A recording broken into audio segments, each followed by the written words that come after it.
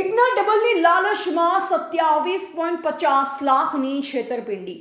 રાજસ્થાનથી ઝડપાયો આરોપી, પોલીસે પરિવારને પરત આપ્યો મુદ્દામાલ। બનાસકાંઠા જિલ્લાના પાલનપુર તાલુકાના સામડી ગામનો એક પરિવાર એકના ડબલ કરવાની લાલચમાં મોટી છેતરપિંડીનો ભોગ બન્યો હતો। દૂતારોએ પરિવારને લાલચ આપી અંદાજે રૂપિયા 27.50 લાખની રોકડ તથા સોના ચાંદીના દાગીના પડાવી લીધા અને પછી ફરાર થઈ ગયા હતા। આ બનાવ બાદ આઘાતમાં આવેલા પરિવારના બે સભ્યોએ દવા પી આત્મહત્યા કરવાનો પ્રયાસ કર્યો હતો। ઘટનાની જાણ થતાં જ પોલીસ તુરંત દોડી આવી અને પરિવારને હોસ્પિટલ ખસેડી સારવાર અપાવી।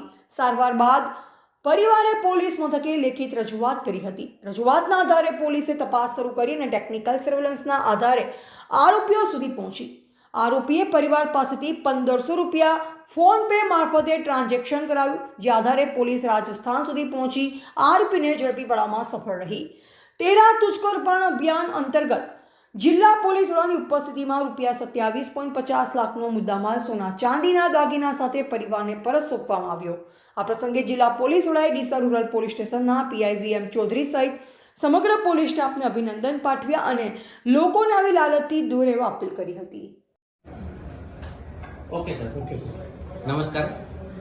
दिशा रूरल पोलीस स्टेशन में जान्युआरी महीना में 23 तारीखना दिवसे 112 जे अमारी पुलिस हेल्पलाइन है तेना ऊपर एक कॉल आव्यो हतो, जेमां कोई अगम्य कारणोसर एक बेन अने एक भाई आ बंने बनास नदी में झेरी दवा पीने आत्महत्या करवानो प्रयत्न करी रह्या छे ते बाबतनी बातमी हती।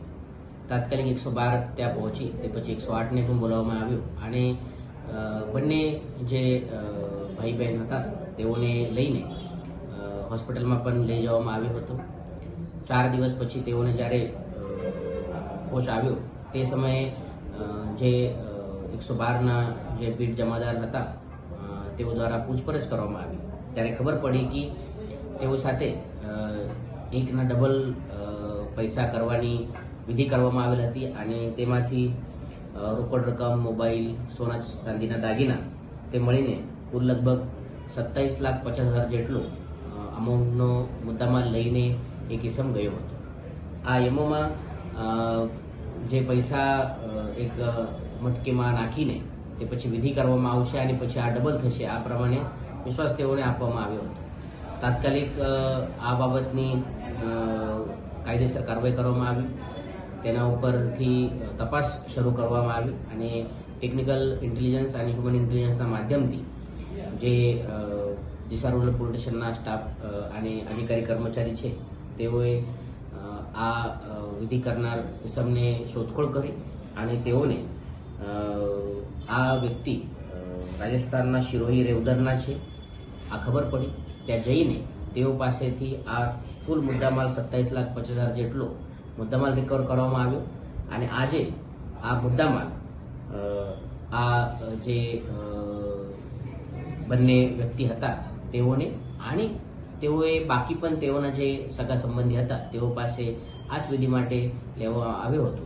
તેઓને આજ તેરા તુજકો અર્પણ અંતર્ગત આ 14 બુટી, રોકડ રકમ 1,75,000, સોનાની બાકી અને ચાંદીના બાકી દાગીના અને મોબાઈલ આ પાછળ આપવામાં આવ્યો છે। હું આપના માધ્યમથી તમામ લોકોને આ વિનંતી કરું છું કે આ પ્રમાણે જે કોઈ લાલચ આપે છે આ ખોટી લાલચ છે।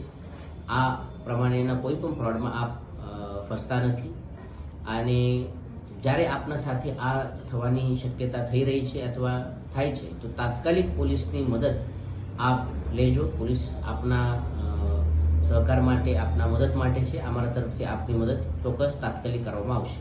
સર, શું કહેશો, કેટલા લોકો દ્વારા છેતરપિંડી કરવામાં આવી હતી, કેટલા લોકોની અટકાયત કરવામાં આવી, કેટલા લોકો બાકી છે?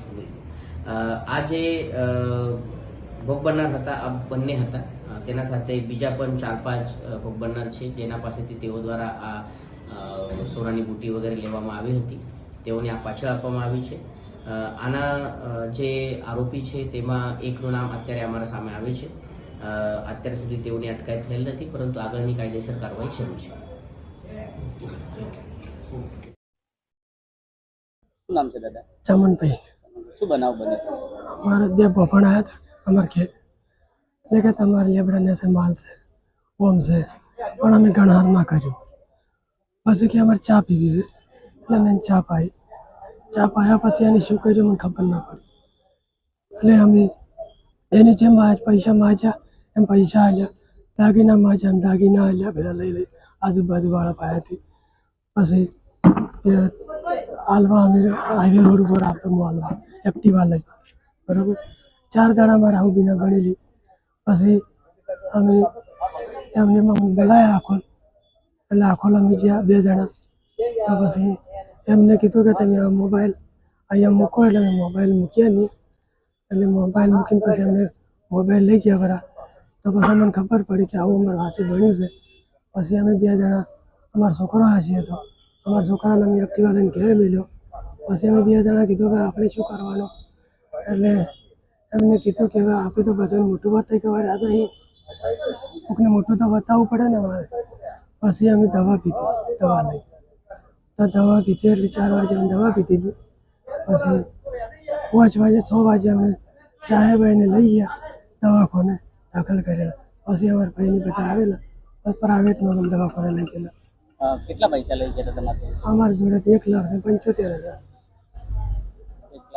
1,75,000. 75,000 અને દાગીના મળીને કુલ કેટલો મુદ્દામાલ લેવો? દાગીના હાથ દાગીના એમ કહીને 27 લાખ રૂપિયા હતા. પોલીસ આ પ્રકારે તમને દાગીના પરત અપાયા છે, શું કહેશો? પોલીસને ખૂબ ખૂબ ધન્યવાદ છે કે અમને દાગીના પાછા અપાયા છે, અમને જીવતદાન મળે છે, એટલે ખૂબ ખૂબ ધન્યવાદ પોલીસ.